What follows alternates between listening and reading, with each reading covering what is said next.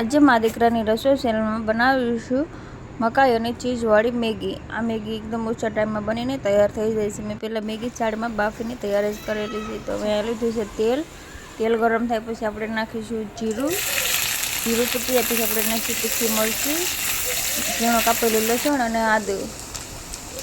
હવે નાખીશું ઝીણા કાપેલા કાંદા। અહીંયા મેં તીખી મરચી લીધી છે, આપણે સ્પાઇસી મેગી બનાવવાની છે। હવે નાખી દઈશું આપણે કેપ્સિકમ ઉપર નાખી દઈશું નમક અને આપણે હલકું ધીરે ધીરે સાતળી લઈશું। ગેસ અહીંયા મેં મીડિયમ જ રાખેલું છે। હવે આપણે નાખી દઈશું મકાઈને મેં પણ બાફીને તૈયાર રાખી હતી, વિડીયો લાંબો ન થાય ને એટલે। હવે નાખી દઈશું ટામેટાને પણ આપણે હલકું એવું સાતળી લઈશું, પાણી છૂટીને બળી જાય। હવે આપણે નાખી દઈશું ધાણા જીરું, હળદર અને મરચું મેં મીડિયમ તીખું લીધું છે। આપણે તીખી મરચી નાખી છે એટલે બહુ મરચું નાખવાની જરૂર નથી, પણ અમે આ સ્પાઇસી મેગી બનાવી છે એટલે મેં લાલ મરચું પણ નાખ્યું છે। હવે નાખી દઈશું મેગીનો મસાલો। અહીંયા ગેસ એકદમ ધીમો કરી દેવાનો છે, તો આપણો મસાલો છે ને એ તળિયું ચોંટી જાય છે।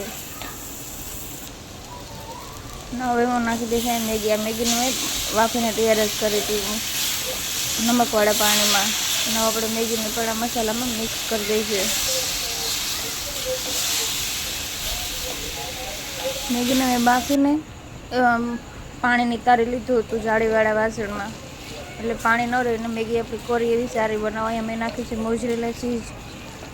તો આ ચીઝ અને મકાઈવાળી મેગી બહુ જ ટેસ્ટી બનીને તૈયાર થાય છે। હવે નાખી દઈશું લીલા ધાણા। તો બહુ મસ્ત મેગી બનીને તૈયાર થઈ છે। મારો વિડીયો પસંદ આવે ને તો લાઈક શેર ને સબસ્ક્રાઈબ જરૂરથી કરી દેજો બધા। તો અમારી મકાઈની ચીઝવાળી મેગી બનીને તૈયાર છે। લાઈક શેર ને સબસ્ક્રાઈબ જરૂરથી કરી દેજો બધા। જય માતાજી, ધન્યવાદ। જેને સબસ્ક્રાઈબ કર્યું છે બધાને ધન્યવાદ મારો।